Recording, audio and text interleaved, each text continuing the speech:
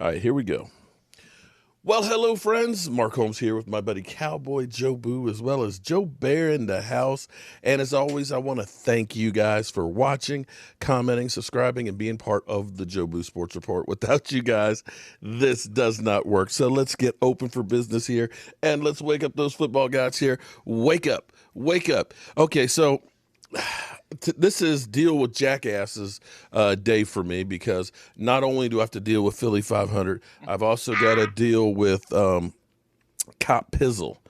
Pizzle got his rack today and has done a video and everything else. Ever, right? Yeah, well, he's in there talking about how I work for him and everything else, and I'm fired.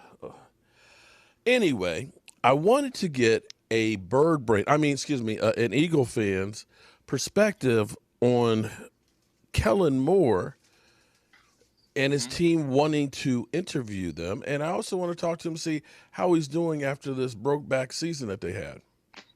Well, thank you for having me on, Mark. Before we start this video, we need to say, I need to say, hey, Michael Anthony, where's the fitness? Wake up from the nap. I want you to hear this. He's awake. He's awake. He's All actually right. stuffing his face right now. He's stuffing his face. Good. Eat. Do some curls. Do it. I'll be watching the videos. I'll be watching the videos. All right. Now, okay, I'll let him know to do some curls. All right. And film it, because I need to go on and do my training. Okay. But keep them up. Keep them up. Okay, now, we'll keep them up. You're just trying to avoid the question here. Okay, first of all, were you surprised that Doug Pederson, after being the only coach in the long history of the Eagles to win a Super Bowl, just 3 years later to get fired? Yeah, I was. I mean, not that I think Doug did a great job this year, because I have a lot of issues with what he did. I thought he was horrible in-game coaching, horrible adjustments. I thought he did a lot of things that I didn't like. Okay. So wait a minute. Let me make sure. So you're saying he sucked?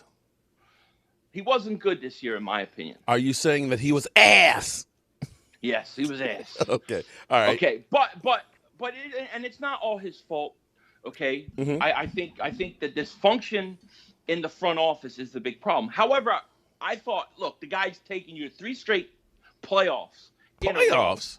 You're talking about playoffs? I would have done this with Doug. This is what I would have done. I would have said, Doug, you can stay, but you have to get a good offensive coordinator come in and take play calling away. Apparently, that's one of the rumors that Jeffrey Lurie, wasn't happy about, was he was just trying to promote in-house, and he was like, no, this isn't good enough. But here's the real issue. The real issue, I think, is there's always a power struggle, it seems, with Howie Roseman and whoever the coach is. And Doug wanted more control. Of course. I mean, he wants to be able to pick his players. I mean, listen, Mark, we got reports that during the season, the general manager, Howie Roseman, was calling up the coach and saying, hey, you're going to play this guy this week. You're going to start this guy this week. I want this guy up from the practice squad. That doesn't work. You can't do that. Okay, I'm trying to understand this, okay, because we always a couple of years ago we talked about coaching staffs versus my coaching staff. That's yours. That you definitely had the better coaching staff and things like that, right? And that you had the better owner than Jerry Jones. Now you don't know what to believe, of course. Everybody's going to be putting out different stories and stuff. But I'm hearing that it's kind of like Howie Roseman and Lurie are like best buddies, and that Howie had his own kind of coaches that were spies in the locker room that were like anti-Pederson, that were tattletaling back and forth. Yeah, I mean, look, you're going to hear a lot of rumors. I'm hearing the reason, I think Troy Aikman even said this. The reason that Eagles fired Doug was he wanted to go with Hurts. The owner wanted to go with Wentz. I don't know all that stuff. I do think Howie Roseman has pictures of Lurie with his pants down like this or something, because it's unbelievable to me that this guy 3 different coaches can go that many different coaches, a horrible draft record. But look, it wouldn't surprise me that that's true, because when Doug got hired, Howie picked his coaching staff, except for the offensive coordinator, which they then tried to fire Frank Reich in 2016, which would have been a really stupid move. Well, here's the thing that I wonder, though. Okay, do you think that this was a game of chicken, and that neither of them blinked and it had to be he got fired? Because they had meetings for the week before, right? And wasn't it kind of like Jeffrey Lurie, like, give me a plan of what you're going to do and this, that, and the other? And I guess Doug Pederson's kind of like, you know what? I want a freaking Super Bowl. That's something that nobody else has done here. And I ain't going to do all this shit. He's not going to fire me, and kind of put him on the spot like that. Well, what happened was they had a meeting, and Doug brought his list of what he was going to do. He was going to take his quarterback coach, it was on a napkin, right, and make him the offensive coordinator. And he was just going to basically promote in-house, which would have fixed nothing. So I do understand Jeffrey Lurie's position there, where like that's not good enough. Okay. However, I do think Doug probably thought, look, I want to do a Super Bowl. I got a little bit of wiggle room. Yeah, I can make a power play here. And then, he's saying, I'm making a power play. Lurie's looking, and behind Doug Pederson telling Lurie, hey, this is what I want. There's Howie Roseman holding up the pictures, and he's doing this to Jeffrey Lurie, and Jeffrey Lurie caved. That's what I think. I think Howie Roseman has something with Jeffrey Lurie. Okay. All right. So I was surprised by that. I mean, I thought there was a possibility, but I'll be honest, I'll be surprised. I was surprised too. But then to hear all the things that Lurie is like Jerry Jones 2.0, and that he's really in there and everything else, that was like, ooh, I like that. I hate that. Okay, so he's out of there. He's fired. He's gone. And I've heard some of the names. I know Eric Bieniemy was one of the names that were popping up. And this is the thing that I don't understand is it seems like his name keeps popping up, but doesn't seem to be getting jobs. Well, I don't know that anybody can interview. I don't know if they can interview until after the playoffs, right? They can. It's up to a certain day during the week, and I think it's after Friday. They can't until then the next. What I read was that him and Kafka both were going to have to wait till after the Super Bowl. I don't know if that's coming from the Kansas City Chiefs or what, but okay. I don't know. I also but here's the thing: Eric Bieniemy, Lincoln Riley, any of these guys. Well, Lincoln's got the Jags job. He did. He signed with the Jags. Oh, get the hell out. Well, see, here's the thing. He wouldn't go I'm sorry, not Lincoln. Excuse me, not Lincoln. Urban Meyer. Urban Meyer, right? sorry. One college coach season, you heard them all. I'm sorry, but yeah. No, but Lincoln said. Lincoln said thanks, no thanks to the Eagles. No, and why did he say that? Because the structure of the front office. Because you're a shitstorm. Because of the structure of the front office, it's too dysfunctional. No coach, Eric Bieniemy, any of these guys are not going to want to come in and have to do what the general manager tells them to do. They're going to want some sort of power. That's why I think a guy like Kellen Moore, Deuce Staley, a young coach. I mean, they may try Joe Brady, but it won't work. A young coach like that, somebody who wants to be a coach so bad that they're willing to give up some control, is the only type of coach I see us hiring. Well, I tell you what, this morning when I got up, I get up every morning, I make my coffee, and I come down here and, get ready to talk about some stuff. And all of a sudden I see in there, Eagles asked permission to talk to Kellen Moore. And I'm like, what? I know, because I was asleep and I woke up and I got text by Mark Holmes. I see Mark's already made a video on my Eagles, and I'm still trying to wake up. See, he's 3 hours behind me, so you got a text at like 6:30 this morning, about this. He wakes up, what the fuck? You're probably like, are you kidding me? And here are my thoughts on Kellen Moore. I don't want no stinking Cowboys. I don't want no stinking Cowboys on our team. Every time we bring a Cowboy in, it's dysfunction. It gets destroyed. It's horrible. However, I want to say this. I think he's going to be a good coach. I like him. I think he's young, innovative. I like what he's done with the Dallas offense. But bringing in a Cowboy just scares the hell out of me.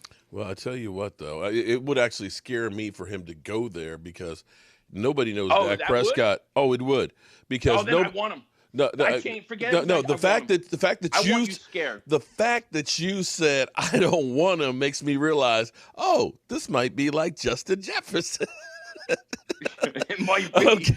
But I want him now. Now that it bothers. No, but in my mind, I changed my opinion. Here's the thing that you have to think about is Kellen Moore knows everything about Dak Prescott and that offense. For him to be able to go there and know that, and so it's kind of like, I don't know about that. But look, I'm going to be honest with you, Mark.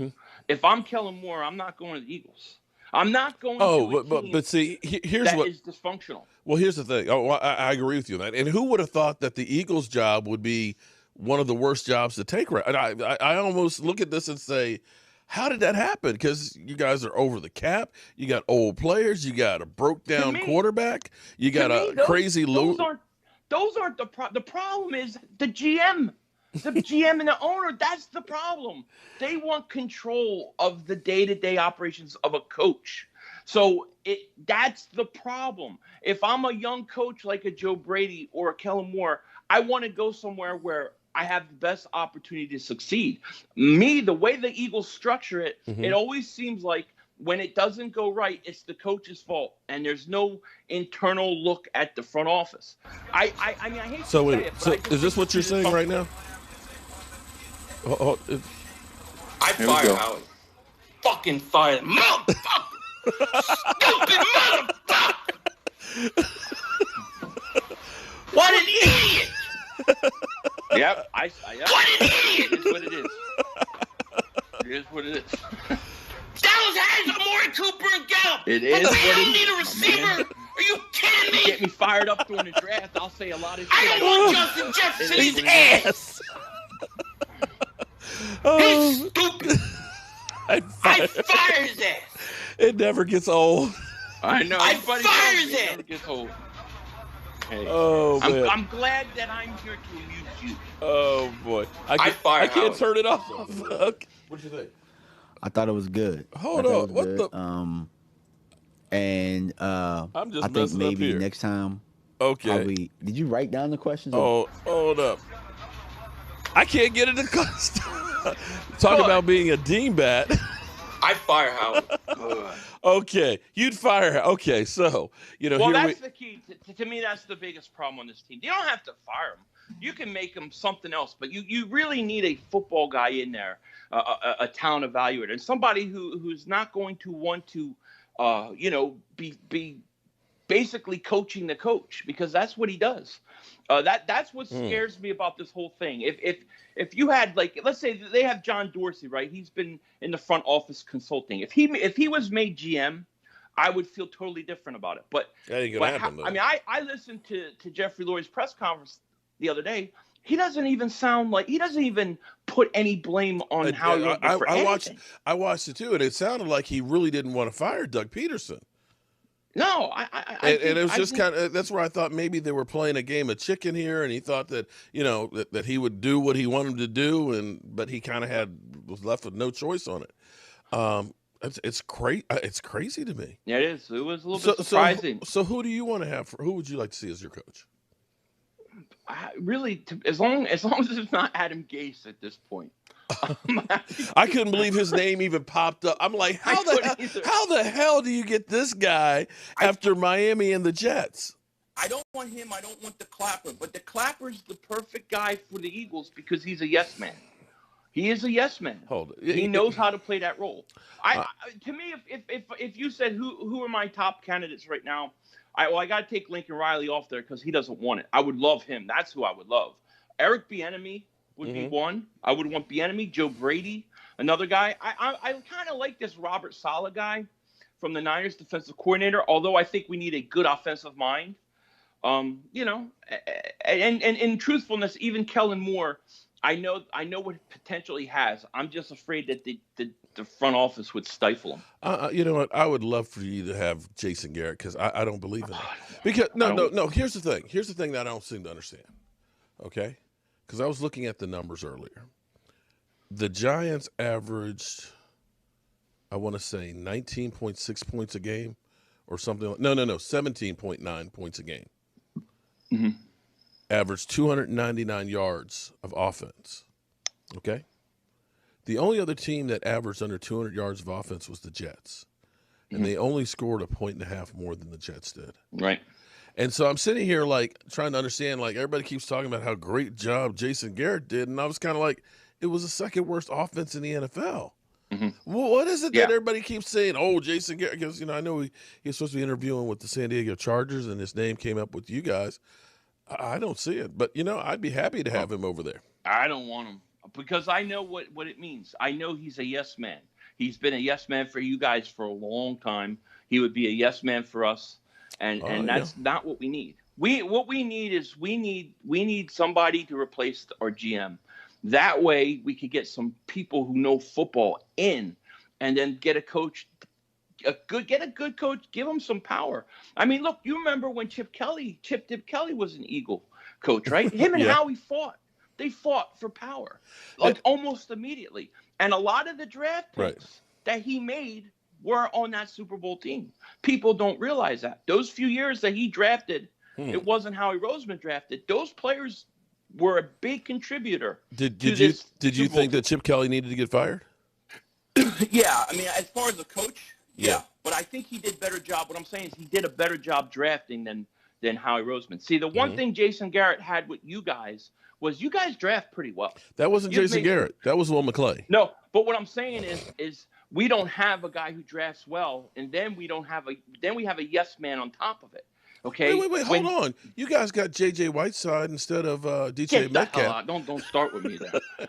I mean, you guys got Rhaegar instead of Justin Jefferson. I know. We drafted a fireman. Remember Danny Watkins? We drafted he was a fireman in the first round. These are all Howie Roseman's picks, dude. He stinks. Oh wow. So to me, there's a lot of guys that they've interviewed that I'm like, okay, I like this guy. My question is he going to be able to be the best coach he can be, or is he going to be controlled by Howie Roseman and this front office? That's the honest truth.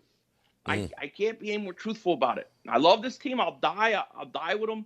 I'll bleed over the next few years. But to me, until they change the front office structure, we're going to have these problems keep coming up. And so you definitely think Carson Wentz is staying? Yeah, now I do. Yeah. And you guys, we talked about this before the season started. I told you guys were going to be in cap hell. That number, you got the second worst cap situation right there. Well, last year they had an opportunity that they could have cut a lot of fat off that roster, and they chose not to do it. And now it's all coming back to haunt them. At some point, they're going to have to. But then again, this is Howie Roseman. He's the guy in charge of the contracts. So everybody says he does great contracts. Well, now we're in cap hell. So you're liking this too much. I would say I feel bad for you. I would say I feel bad for you, but Hey, look, I don't want to say these things, and I know certain Eagle fans get mad at me when I do, but it's the truth. I have to be honest. I have to give you my opinion. So. Yeah, I'm surprised that that Doug Pederson's name hasn't come up yet with some of these. For people I'm hearing he may take a year off, so I'm not really sure. But I think when he wants a job, I think he'll get one pretty quick. Yeah. All right, Philly. I know you've got to talk to your people about what's going on. Yeah, I have to make a video with Kellen Moore and everything else. So you're saying the chances of Kellen Moore going there are 0? No, I'm not saying that. I mean, well, first of all, has he even been? Have the Cowboys granted the interview? One quick thing. I'm going to tell you a real quick thing right here is Kellen Moore is already going to be the Dallas Cowboys head coach. I can tell you that right now. This is literally deja vu all over again, because when Jason Garrett was our offensive coordinator, he actually did 2 interviews with the Baltimore Ravens and the Atlanta Falcons, and both teams wanted him to be their coach. Now you're going to fire McCarthy. You're going to fire him soon? You know what? Kellen Moore is the coach in waiting, the same way Jason Garrett was with Wade Phillips. So if Mike McCarthy, I think if the team has any hiccups next year, McCarthy will be gone and Kellen Moore will second. Well, this is that anointed guy that Jerry Jones has. It's like family. I think, and I give him a hard time because he's a Cowboy and all that. But the truth is, I think he's a good young coach. My concerns are that you're getting a young coach to go to Philly. How much influence is he going to have? That's the problem. Well, I tell you what, he's already used to getting abuse being a Cowboys coach because, like my son over here, Michael Anthony Fitness, he's over there he's lifting weights right now. It's still up, though, right? He's lifting weights right now. Right. He's like, they can take him. Please take him. As most Cowboy fans are like, get the bum out of here. So, that's the way it rolls. Cowboy friends are saying the same thing, too. Yeah. We don't like anybody. Okay. Yeah. No, I understand that. I don't know. To me, I was very disappointed at the owner's press conference because he just dismissed everything that has been going wrong with Howie Roseman in his front office, and it was just like not a problem. And to me, that's the biggest problem right now. So, like you say, you need to.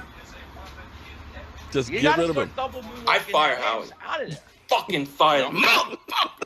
Stupid motherfucker. Howie's got to go.